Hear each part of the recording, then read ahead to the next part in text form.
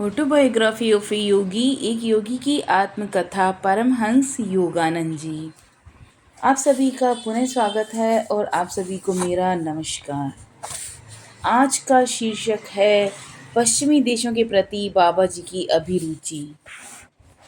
गुरुदेव, क्या आप कभी बाबा जी से मिले हैं?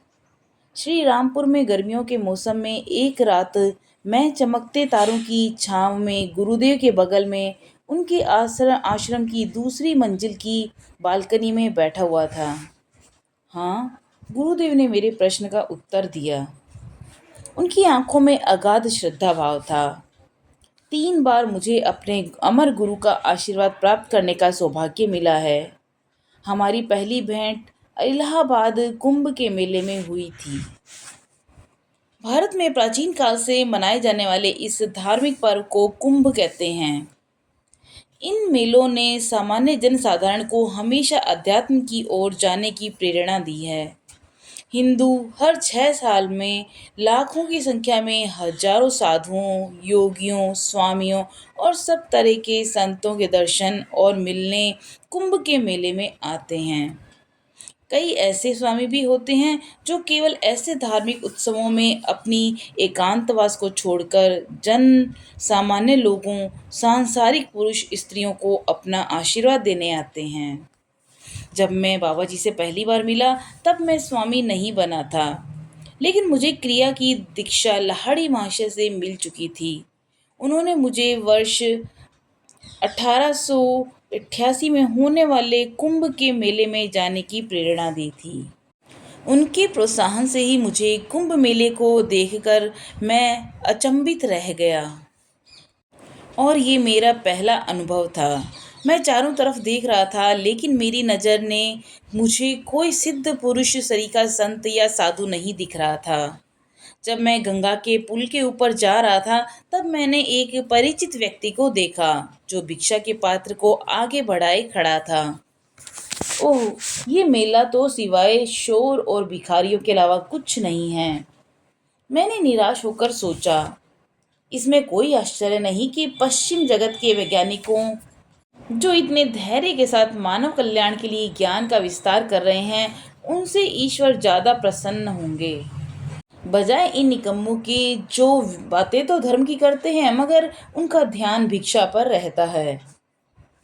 समाज सुधार पर मेरे धधकते विचार पर अचानक विघ्न पड़ गया जब मेरे सामने एक लंबा सन्यासी खड़ा हो गया। सर, उसने कहा, एक संत आपको बुला रहे हैं। ये वह कौन है? आकर स्वयं देख लो। झिझकते हुए मैं उस व्यक्ति की साथ चला गया। मैंने पास ही के एक वृक्ष के घनी छांव के नीचे आकर्षक शिष्यों के समूह को देखा। उनके गुरु जो अलौकिक और विशिष्टता की साक्षात मूर्ति प्रतीत हो रहे थे, चमकती काली आंखें मेरे पास आने पर वे उठे और उन्होंने मुझे गले लगा लिया। आइए स्वामी जी, आपका स्वागत है, उन्होंने प्रेम से कहा। महाराज, मैं स्वामी नहीं हूँ, मैंने जोर देते हुए कहा। मुझे मिले दिव्य संदेश से जब मैं किसी को स्वामी की उपाधि देता हूँ तब वह कभी नहीं उतरती, उस साधु ने मुझे सरल शब्दों में कहा। लेकिन उनके कथन के गहरे यकीन का सच उनके शब्दों से जाहिर हो रहा था। मेरे अंदर तुरंत एक आध्यात्मिक आशीर्वाद की लहर ने मुझे अपने अंदर समेट लिया। मेरे इस तरह अचानक स्वामी क्रम की उन्नति पर वे मुस्कुरा रहे थे। मैं उस देव स्वरूप महान व्यक्ति के कदमों में झुक गया जिसने मुझे अचानक इस तरह से सम्मानित किया था। निश्चित रूप से यह बाबा जी थे जिन्होंने मुझे वृक्ष के नीचे उस अपने पास बैठने का इशारा किया। वह बलशाली और युवा थे और देखने में लाहिड़ी महाशय की तरह दिख रहे थे, लेकिन फिर भी मुझे वे लाहिड़ी महाशय जैसे नहीं लगे। यद्यपि मैं कई बार इन दो सिद्ध पुरुषों के चेहरों की अद्भुत सौम्यता के बारे में सुना करता था, बाबा जी के पास एक ऐसी शक्ति थी जिससे वे दूसरों के मन में उठने वाले विशिष्ट विचारों को रोक सकते थे। जाहिर था कि वे मुझे अपनी उपस्थिति को एकदम सामान्य दिखाना चाहते थे। वे नहीं चाहते थे कि उनको पहचान कर मैं प्रभावित हो जाऊं। आत्मविभोर होकर मैं अपने पर नियंत्रण नहीं रख सकता था। कुंभ मेले के बारे में तुम्हारा क्या विचार है? मैं बहुत निराश हूँ महाराज। फिर मैंने जल्दी से आगे कहा, जब तक मैं आपसे नहीं मिला था संतों और इतनी उथल पुथल किसी कारणवश मुझे सही नहीं लगती। और यह एक दूसरों के लिए है। बच्चे, गुरु ने कहा, जबकि देखने में मैं उनसे दुगनी उम्र का था। कईयों के दोष के कारण सबका आकलन मत करो। धरती में सब कुछ मिला जुला गुण रूप है, जैसे कि चीनी और रेत। उस चींटी की तरह बुद्धिमान बनो जो केवल चीनी उठाते हैं और रेत को अनछुआ छोड़ देती है। यहाँ पर भी कई साधु अभी भी इस भ्रम में इधर उधर भटक रहे हैं। फिर भी मेले को कुछ आत्म साक्षात्कार प्राप्त महापुरुषों और योगी का आशीर्वाद मिलता रहता है। इतने पहुंचे हुए और परम गुरु से मिलने के बाद मैं उनके इस विचार से तुरंत सहमत हो गया।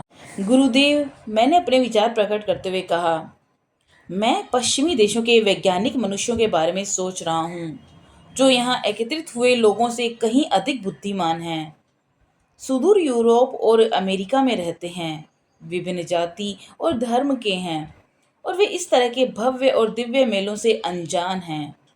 यद्यपि उन्होंने बहुत सी बौद्धिक उपलब्धियां प्राप्त कर ली हैं, उसके बाद भी कई पश्चिमी देशों के व्यक्ति भौतिकवाद में डूबे हैं, और दूसरे जिन्होंने विज्ञान और दर्शन में ख्याति प्राप्त की है, वे धर्म की मूलभूत एकता को नहीं मानते। उनके धर्म ऐसे विकट बाधाएं बन गए हैं जो हमें उनसे हमेशा के लिए अलग कर देंगे। मैं देख रहा हूँ कि तुम्हारी रुचि पूर्वी देशों के साथ साथ पश्चिमी देशों में भी है। बाबा जी का चमकता चेहरा बता रहा था कि वे मेरे विचारों से सहमत हैं। मैंने तुम्हारे दिल की इच्छाओं का अनुभव कर लिया था। तुम्हारे दिल में सभी के लिए जगह है, चाहे वे पूर्व के हों या अन्य देशों के। तुम्हारे अंदर की व्यथा को मैंने पहले ही समझ लिया, इसी कारण मैंने तुम्हें यहाँ बुलाया। पूर्व और पश्चिमी देशों को एक कर्म और अध्यात्म का एक स्वर्णिम मध्यम मार्ग बनाना होगा। फिर उन्होंने कहा, भौतिक वस्तुओं के विकास में भारत को बहुत कुछ सीखना होगा। इसके बदले वह उनको एक वैश्विक विधि सिखा सकता है, जिसके आधार पर पश्चिमी देश अपने धार्मिक विश्वासों को योग विज्ञान के अटल आधार पर स्थापित कर सकता है।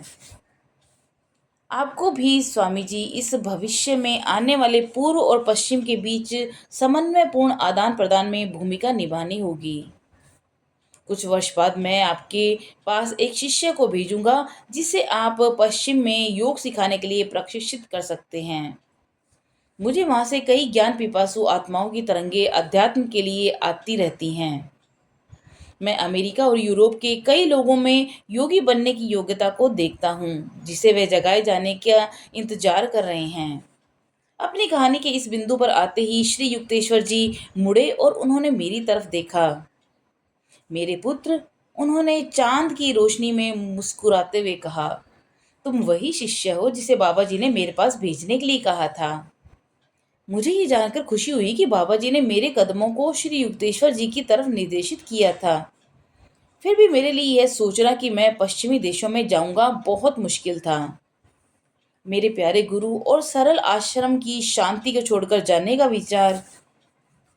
बाबा जी फिर भगवत गीता के बारे में बोलने लगे। श्री युक्तेश्वर जी ने आगे बताया, मुझे ये जानकर बहुत आश्चर्य हुआ कि जब उन्होंने मेरी प्रशंसा में कुछ शब्द कहे, इसका मतलब था कि उन्हें पता था कि भगवत गीता के विभिन्न अध्यायों पर मैंने टीका लिखी थी।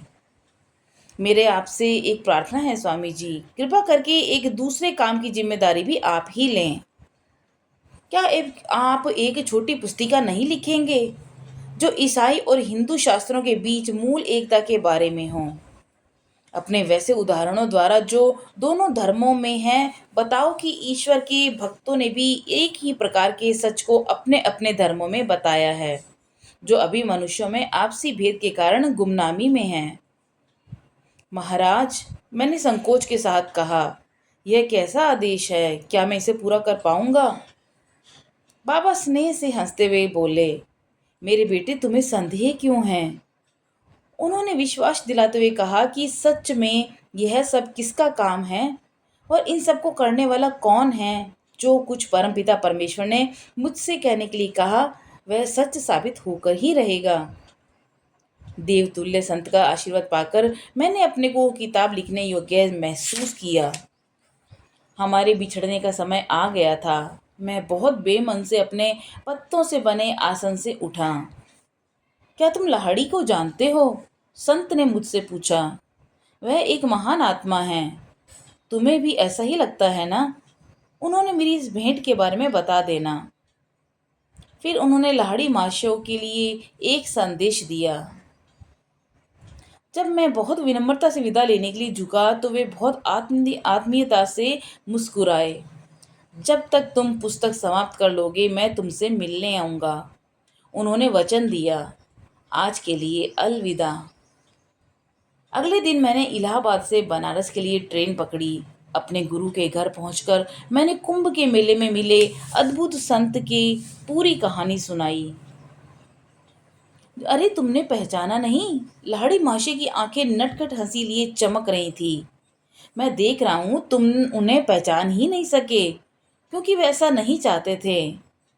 वही मेरे अद्वितीय गुरुदेव हैं, अलौकिक बाबा जी। बाबा जी? मैं भौचक्का रह गया। ईसा मसीह तुल्य तुल्य बाबा जी, वे दृश्य अदृश्य सबको तारने वाले बाबा जी। मैं बार बार आत्मविभोर होकर बोलने लगा।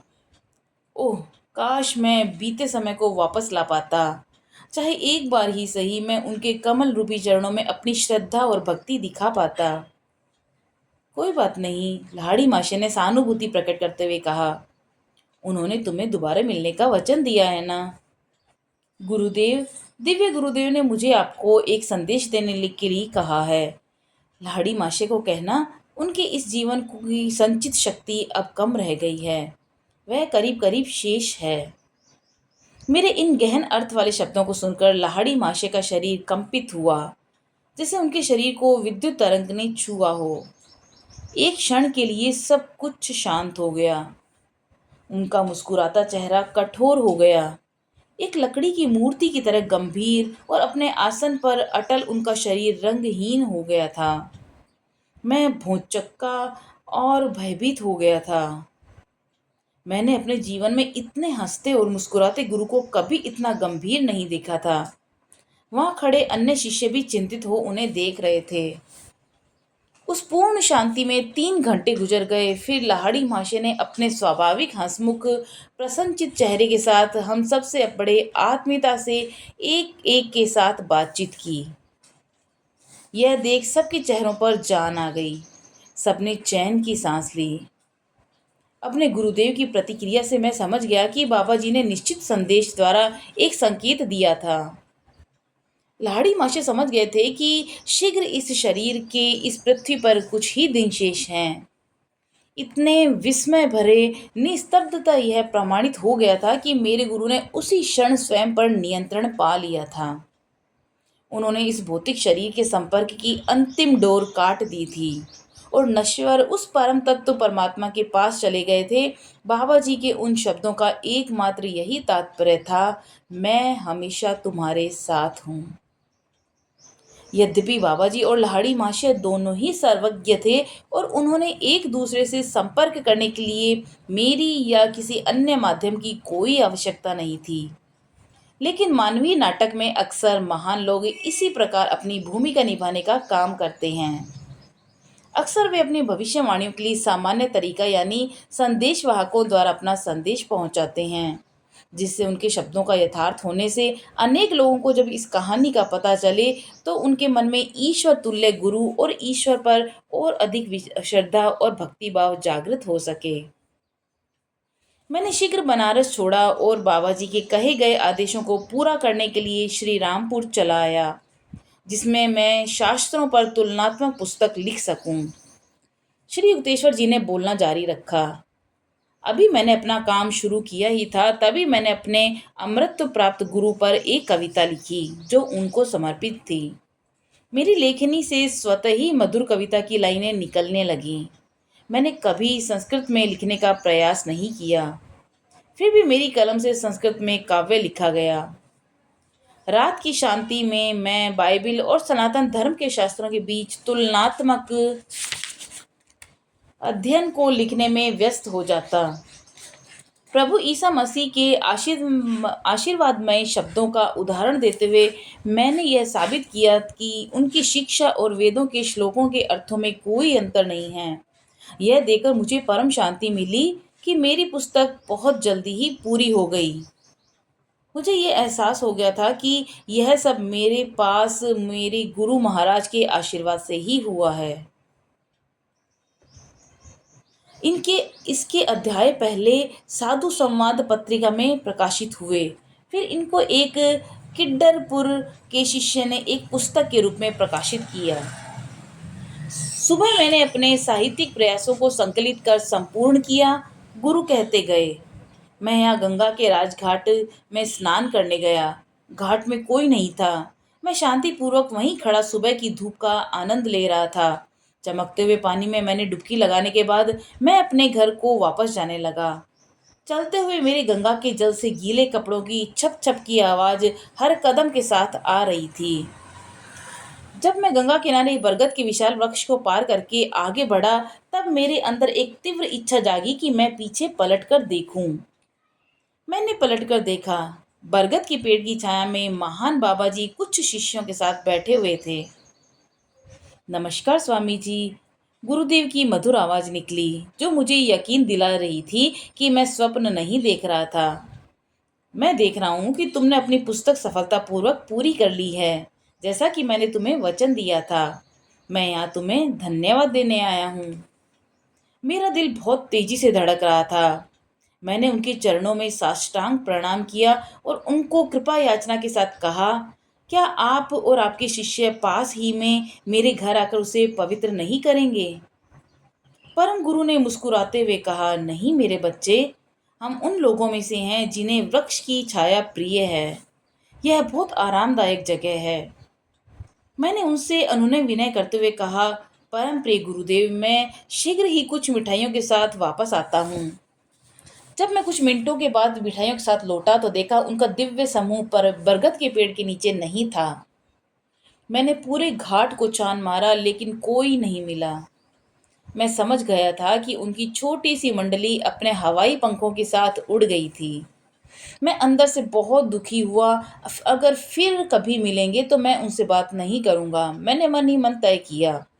इस तरह अचानक जाकर उन्होंने मेरे साथ अन्याय किया है।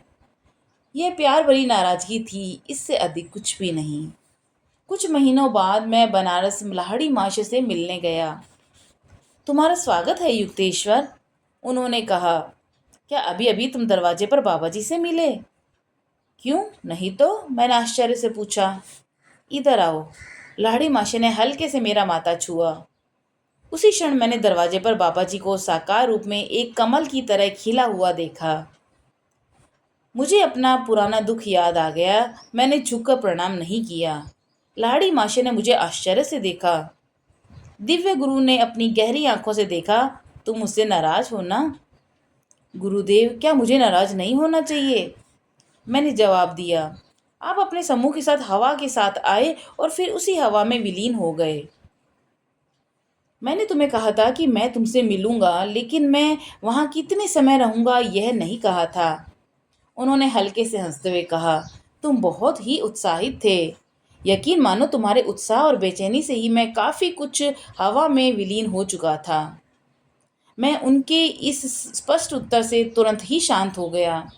मैंने उनके चरणों में साष्टांग प्रणाम किया। परम गुरु ने मेरे कंधों को थपथपाया। बच्चे, तुम और ध्यान करो, उन्होंने कहा। तुम्हारी दृष्टि अभी पूरी तरह से शुद्ध नहीं हुई है। तुम मुझे सूर्य की रोशनी के पीछे छुपे हुए नहीं देख सके।